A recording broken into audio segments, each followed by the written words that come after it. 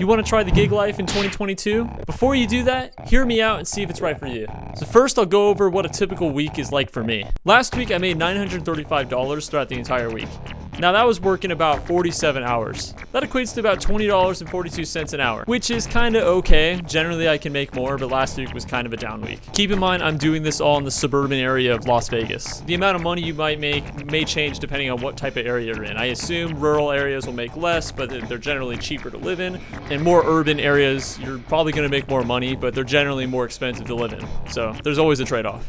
Anyways, if I were to keep up this pace, this would equate to about a $47,000 a year salary. So for all the gig work I do, I drive a Mazda 3. Now my car gets about 35 miles per gallon on average, combined city and highway.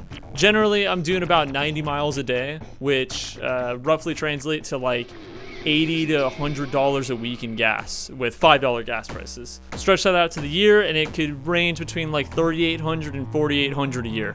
But all of that is tax deductible. So going by this, you'll probably drive around 30,000 miles a year if you're doing this full time. And in 2022, the tax deduction for miles is 0.585 cents per mile. So 30,000 times 0.585 equates to a $17,550 deduction, which is about $5,550 more than the standard deduction. So if we do 47,000 minus 17,550, we get $29,450, which is going to be your taxable income. Depending on the state you live in, this is going to be different, but for me, I'm in Nevada, so Nevada has no state income tax, so I'm only going to get charged federally. The federal taxes on that are going to be $4,200, so that's what I'm going to pay in taxes, assuming that this is exactly what I make. If we add up our expenses plus the taxes, we can calculate how much we're actually going to take home. So it's going to be $4,200 for taxes, and we'll highball it and say it was $4,800 for fuel for the year, and we'll call that $9,000. So we do 47,000 minus 9,000, and then that means our take-home pay is going to be about $38,000. Granted, all of this math was done using a kind of okay week. Generally, weeks are better for me. Some weeks are worse, but I would say if you worked hard enough, you could easily make 60, 70K a year doing gig work. But if 38,000 already sounds like a good number, then let's head over to the pros and cons of gig work.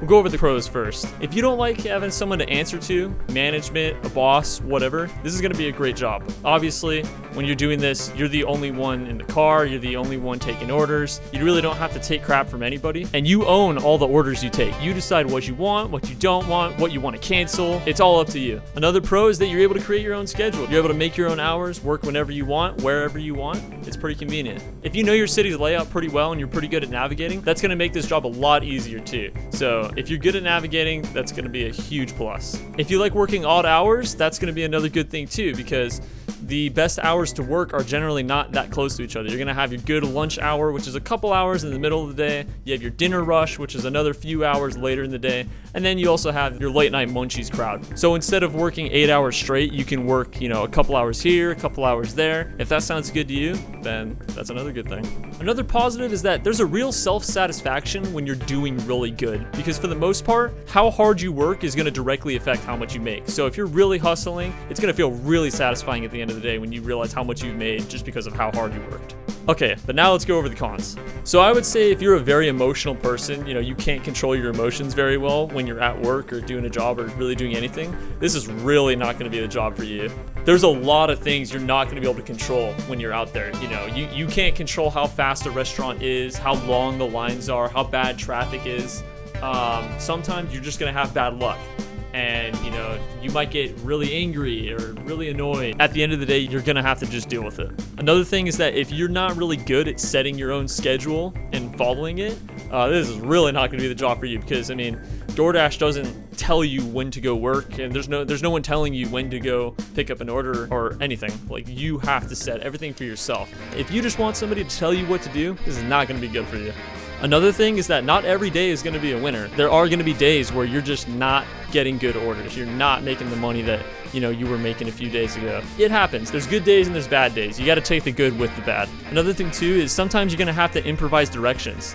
Google Maps, the DoorDash maps, the Uber maps, while most of the time they are pretty accurate and they are pretty good at telling you where to go, sometimes they're just not going to be perfect, and you're going to kind of have to improvise where to go. Sometimes that means doing some wacky turns and just knowing your area. Another thing too is if you're not prepared to handle the expenses of the job, then you should probably look elsewhere. Since this is independent contractor work, you're going to be handling all the expenses that are tied to what we're doing. So gas, wear and tear, oil changes, tires, all of it. DoorDash and Uber and Instacart and all these companies, you know, they're not going to send you a check if your car breaks down or something. Let's say you get in an accident and you're down for a few weeks. Well, DoorDash isn't really going to do anything about that. You know, it's kind of all up to you and out of your pocket to get back on the road. Lastly, if you just don't like driving, then you probably shouldn't be doing this type of work. So, if the pros outweigh the cons, then I say go for it. But regardless, all this stuff is free to try out. As long as you have a car and a license, then just try it. If it's for you, you'll figure it out within the first few weeks. And if it's not, then it's not. Anyways, thank you guys for watching, and I'll see you in the next one.